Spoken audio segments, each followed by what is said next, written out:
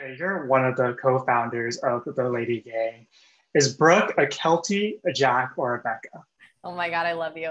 Um, Brooke is 1,000% a Keltie. She is on it. She makes manifestation boards. She is, the little engine that could. She never stops working and she is goal oriented. So she is a Keltie, but she's not quite as, how should I say it, excitable. Vanessa, you've played a wide range of characters throughout your career. What was it about Erica that attracted you to this project? I think the goofball nature of her, like I love acting because I can come outside of myself and pretend to be other people. Erica has some deep connection with like my inner goof, like which is pretty much me in my natural habitat. And so I felt lucky to be able to come out and I this was my first role playing an Egyptian character. I'm Egyptian and I played all kinds of different ethnicities, which right now is like, well, that's uh, um, controversial, but I am like a mix and a mutt, and so this was my first time playing Erica Munir, an Egyptian character, and then also having my hair naturally curly, which I know doesn't seem like a big deal, but for me it really was, having acted for a few decades and always having to change my hair. It was really felt important to me to have kind of curly frizzy hair for this for this part. Becca, you have a theater background, and on this stage, anything can happen. How did those experiences prepare you to work with the unpredictability that comes with working with a live animal? It had been such a long time since I had done live theater that having those dogs come in, it was sort of like a reminder that you have to be ready for anything, go with the flow, and really pay attention to everybody in the room. Sometimes you can get very in your head and focused on what you're about to say and what you're about to do. With these dogs, it didn't matter what you had planned. It was out the window because they're animals and they're very well trained, but they're still spontaneous. And so you have to sort of end up going and moving with them. And it felt great because that is the excitement of live theater. It's just sort of having to be at the mercy of what happens. And there's several dogs that end up playing Hooch. Vanessa, your character is the dog whisperer. How are you able to build that connection with each of those dogs?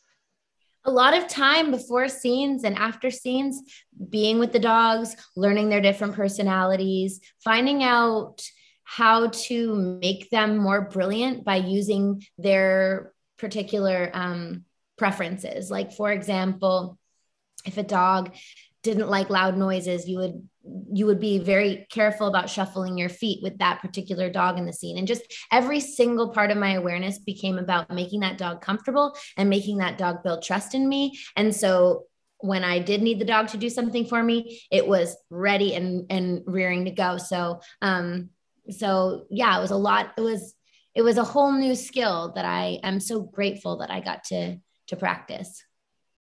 Both of your characters play an integral role in Turner's life, and I'm assuming your paths will eventually cross. And the Mm-hmm. two of you are part of the Glee family. What was it like getting to collaborate with each other again on another project?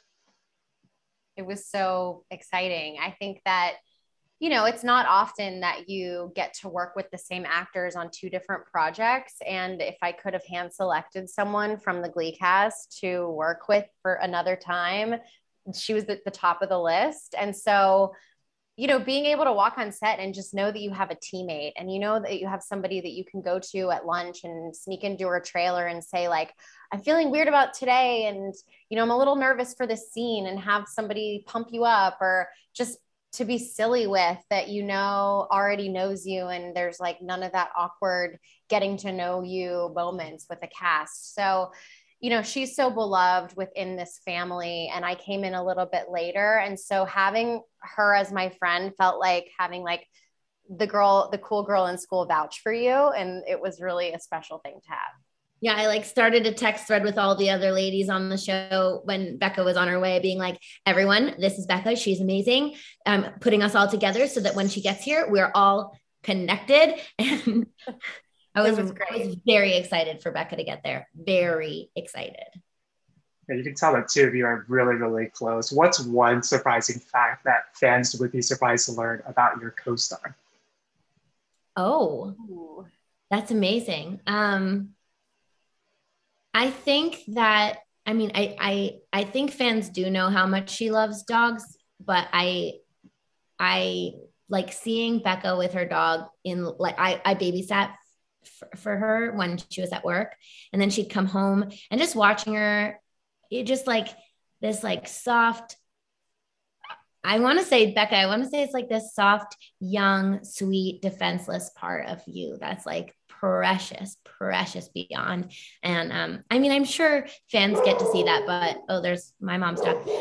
But I feel like that's the part of you that I didn't get to see beforehand, that I really felt touched and enamored by. Thanks. Yeah.